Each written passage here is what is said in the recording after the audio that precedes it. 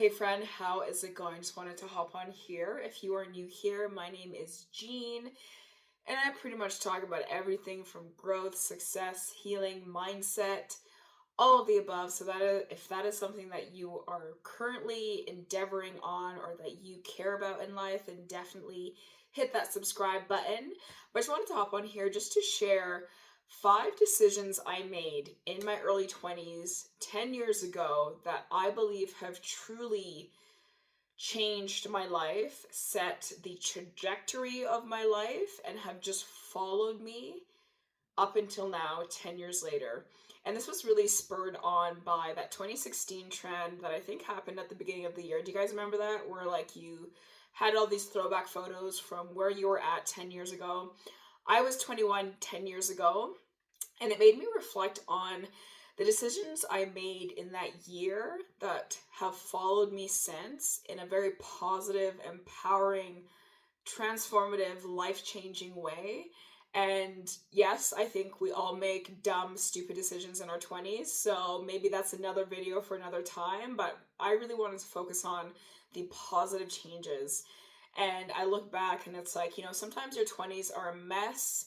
You don't know what you're doing. You don't know who you are. I feel like my brain wasn't fully developed for a little bit in my early 20s. So I was like walking and seeing blind and unconscious and had a lack of self-awareness in many ways. So I'm so grateful that in these aspects at least, I made good decisions that really set me up for success. So let's just dive into these. If you see yourself in any of these or if you resonate or relate, definitely leave a comment. Let me know some of those decisions that you've made just to look back and really be grateful for our younger selves, because y'all, we might have been a hot mess, but we did some things right. Just saying. So, number one, and this is a big one, I stopped drinking. And that has been so positive, and I'm sure in so many ways has just elevated my health, both mentally and physically, in ways that I probably don't even understand because I don't drink at all to this day. And of course, from like 18 to I would say 21, I definitely drank. I definitely went out. I definitely had fun. But I just had an experience, and the first two were kind of informed by this spiritual psychedelic trip that I had. That's another conversation that we can go into. But I went on this crazy psychedelic trip, and it completely rid me of my desire or my taste for alcohol. And I'm just so grateful for that. The years after that, I drank here and there, maybe like once a year, but I would say for the past 5 years, I've been alcohol free, and I have no desire, no need, no incentive. Just, I will not drink alcohol probably for the rest of my life, honestly. Maybe a celebratory drink here and there, but I just don't need it and I don't want it, right? I never crave it. And like I said, I probably don't even realize how that has affected my health, both mentally and physically, because I don't know what the reality is of me still drinking alcohol for 10 years from being 21. But I just know for myself, every time I do drink, I get that brain fog. I get, maybe I just don't feel my best. So I'm so grateful that I had the courage to make that decision, because I did get some pushback on that, and I did get some criticism or just some ridicule, like, why aren't you drinking? What's wrong with you? That's lame. We're all drinking. Just have a drink. That peer pressure and that perhaps misunderstanding. But I just knew it was like, I don't want to.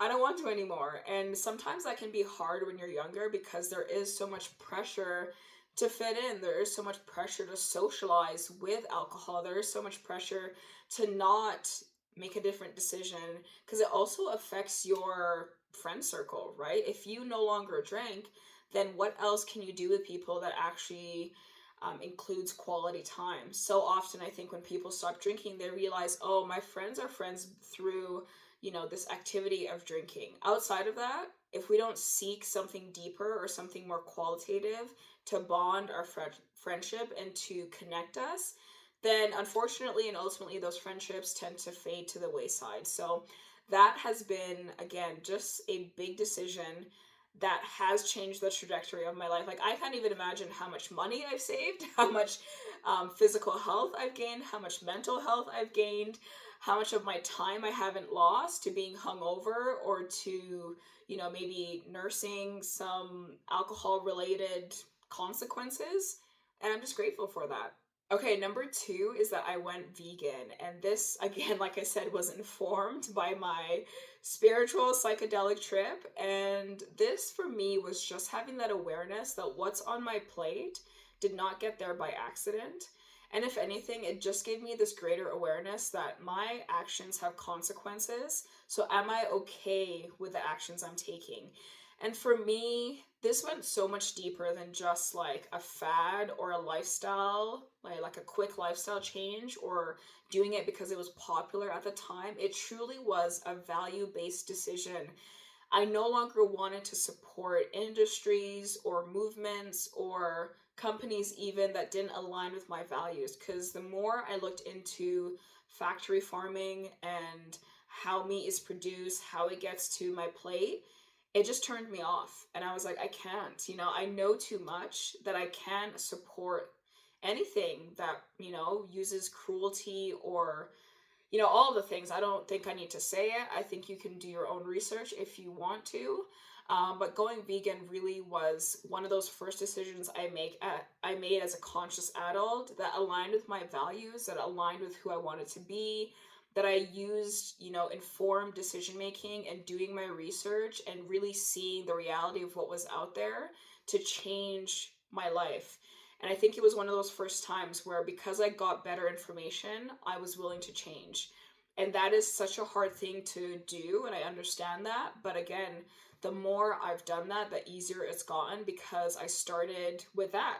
I started 10 years ago with making that decision. And it was also one of those first decisions that I consciously knew was like unpopular in many ways. Again, that was ridiculed, that was criticized or judged, that was poked at and made fun of, or that was harshly perceived, right? This stereotype of the vegan who, has an axe to grind with every single person. All of those things, it was just like, this is just a decision that aligns with who I want to be and what I value. And it's okay if there's all of these external negative things that come up against that. So, the power of being able to make those conscious, independent, informed decisions as a young person has followed me my whole life, right? I have continued to make value-based decisions that aren't popular, that are misunderstood, that have received criticism and judgment, and that I have just went, it's the right decision for me, so I'm going to make it. And there is so much empowerment and transformation and just conviction about who you are and what you value in life and what you're not willing to negotiate or what you're not willing to tolerate that comes with being able to make decisions like that. Okay, number three is that I started meditating and started my yoga practice. And, throughout the years, I've definitely fallen off of it, gotten back on it. I'm in a very strong place with meditating and yoga because I was off of it for like 5 years. And when it got reintroduced back into my life a year ago, it truly was like, wow, this is what I've been missing. But I started it when I was 21, and I just saw and learned more about myself. I was on this really intense healing journey. I was like really dealing with some childhood stuff at the time, and this became an outlet to stay present, to stay grounded, to connect back with myself, to process emotions, to just find that safe place to land, even as my internal or external world was in chaos. And, starting at 21, I did that for a few years. Again, like I said, I fell off of it, or it kind of was a start-stop. I did Vipassana, which is that 10-day retreat. So it's always been a bit of a through line throughout my 20s and now into my 30s. And like I mentioned, I picked it back up last year in a more consistent and disciplined way. And truly, like, it's been a practice that I have dedicated my energy and time into either daily or weekly. And it has still helped to this day. Last year, I was going through a lot of changes. I was making a lot of pivots in my life that aligned, again, with who I am, who I want to be, my values, integrity, and that weren't necessarily popular. Once again, that seems to be a theme. When you make decisions that are integrous to you, it's not always popular or convenient for everyone else. but it allowed me to process a lot of the shame and indoctrination and conditioning and anxiety and fear and all of these things that were coming up for me. You know, getting on my mat, like I mentioned, was a safe place to land. Meditating allowed me to process my emotions, let it come up, not run from it, stay grounded, stay connected to myself. And it has just been a practice, again, throughout the past 10 years that has followed me and that has allowed me to truly be more embodied in my life and to really stand firm and know that my worth is solid, my values are my own, that I can build the life that I want, and that I can keep this presence and connection to myself and to everyone else around me. And it's just been beautiful, y'all. It's just been beautiful. I will always recommend a meditation and yoga practice for that reason. Yeah. And I'm so grateful that I decided to start that 10 years ago. Again, when I was kind of a hot mess, not really aware, didn't have the wisdom and experience that I have today, but I at the very least was like, oh, this is a good thing and I'm feeling good because of it. I might as well continue. Okay, number 4, it's kind of a funny one, but I broke up with my ex-boyfriend at the time. And the reason why I say that was a good decision is because so often when we're younger, we stay in relationships because, you know, there's so many reasons, right? Like we're young, we're inexperienced, we're insecure, we don't think we'll find anyone else, we have self-esteem issues, we're willing to stay in situations longer than we need to, but I just understood and I just like had this enough of clarity about the direction of my life and what I wanted. I started some entrepreneurial ventures at the time as well, and I just saw that there was a diametric opposition, I don't know what they call it, there was a divergence happening in my relationship where I was going one way, this person was going the other way, and I had to make a decision. Was I going to continue to grow into the version of myself that I wanted to be and that I could envision for myself?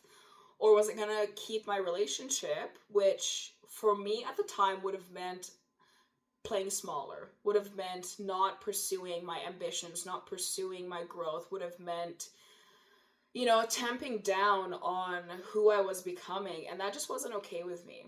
And I'm so glad I had enough courage and strength and, you know, that vision to say, I'm going to choose myself. And that decision to choose myself over a romantic partner, over, you know, throughout the years, 10 years later, over a job, over friendships, over comfort, over convenience, over validation, over appearance, all of these things, the ability and the muscle to continue to choose myself has followed me, y'all, and it has just, like, it's so hard to describe that level of self-trust and self-love and self-conviction and confidence and just like that relationship you have with yourself when you build that muscle of being able to choose yourself, even when it's probably the hardest things that you can do. Like sometimes the right decision and the decision to choose yourself isn't always the easiest, right? And in that moment,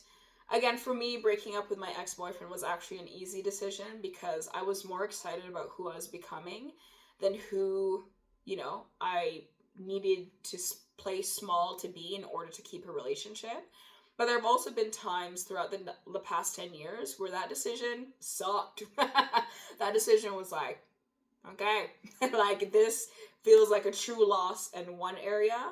But I knew because I'd done it before that I was gaining so much more within myself and in my life because I chose to keep moving forward. So obviously, gosh, that muscle and that decision has changed the entire trajectory of my life, right? Like it has informed so many decisions I've made and so many of the self-integrity moments I've had in silence, but also, you know, with an audience that I just like that groundedness to know who you are and to know you got your own back can't be bought, right? Like that can't be understated, and it's just so valuable to have that. Okay, number 5, last but not least, is that I dropped out of post-secondary and I started my own business. And that decision has followed me for 10 years. almost 10 years now that I've been in business for myself. And it's been a journey, y'all. Entrepreneurship is not for the faint of heart because it will test you in every way. It will challenge you in every way. It will expose you in so many ways. But I'm so glad that I made that decision to leave the beaten path, to leave maybe a familiar path, a conventional path, and follow my heart in many ways, but follow a higher calling that I felt was placed in my heart, follow a bigger vision and a bigger dream that I had, because I already knew that post-secondary wasn't for me, right? When I finished high school, I already knew in my gut, like, I'm not going to go to post-secondary because nothing I want is going to be gained from going to post-secondary. I had that conviction, but somewhere along the way, I kind of started going into my 20s, and I spent 2 years in a gap year. I traveled for a year, went to Brazil. That was an amazing experience that I'm sure further informed that, like, man, I need to travel. I want to go to post-secondary. I got to travel. But somewhere along the way, right, like, I realized not making a decision is a decision. And I got influenced to kind of, like, go to post-secondary and to maybe pick a career path. And I picked being a paramedic because I was like, oh, a couple people have mentioned this to me. I want to make an impact. I know I'm a good student when I like the subject. I like medicine. I like health. I like learning about the body. This could be a good fit. I only went for a semester. I got my EMR certification, which is kind of basically like advanced first aid from what I understand at the time. But after that first semester, again, that voice inside of me that was like, this ain't it. This is not it, Jean. Like, you don't fool yourself. Don't trick yourself into believing or into thinking that this is the path for you. Because even though at the time I didn't have clarity on what the path was yet, when I dropped out of school, it would be another 6 months before entrepreneurship came into my life. I knew that going the route of formal education or post-secondary education was not going to be it. And I trusted that voice, and I said, you know what? I don't know what it is yet, but I'm going to leave this. And again, came up against some questioning about that. Oh, like, what are you going to do? This is a secure path, like, secure career. You're not going to find any opportunities. Don't leave it, right? All of these messages or voices saying those things. And 6 months later, entrepreneurship came into my life. I realized that business ownership was a very viable career path. Now, again, like I said, is it easy? No. Is it always laid out perfectly? No. Is it going to happen overnight? No. Are you going to have some challenges? Yes. Is it going to cost more, take longer, all of these things than you think? Absolutely. But y'all, I have never ever regretted that decision since, because I'm like, this is what I'm supposed to be doing. Entrepreneurship, creative work, like, this year I started exploring more of that creative side of me, because at the time I was like, am I going to go into film or I'm going to go into entrepreneurship? I chose a decision, I chose a path. Now I'm like, I'm going to do both because I can, and I'm crazy and I'm delusional enough to think I can succeed at anything I put my mind to. But anyway, needless to say, that decision has followed me for the past 10 years, and I'm so grateful because it has taught me things that a classroom could never. It has taught me things that, just reading books could never. Really getting into action and putting my feet to the grindstone and failing for years and years and years and years and years, and showing up and taking action and being disciplined. This whole process has built me in so many ways that I know, like, I just don't even want to think about who I would have been if I hadn't chosen to be an entrepreneur, because I'm like, I'm probably the highest version of myself because I've made this decision and because I chose to, go along this journey. When I was 21, I'm like, man, that's a young age to set out a course, but I'm so glad I did. And I'm so glad, like, I'm not a quitter. So I'm like, I'm gonna follow this through until I get to where I want to be, right? And that has just developed me in so many ways.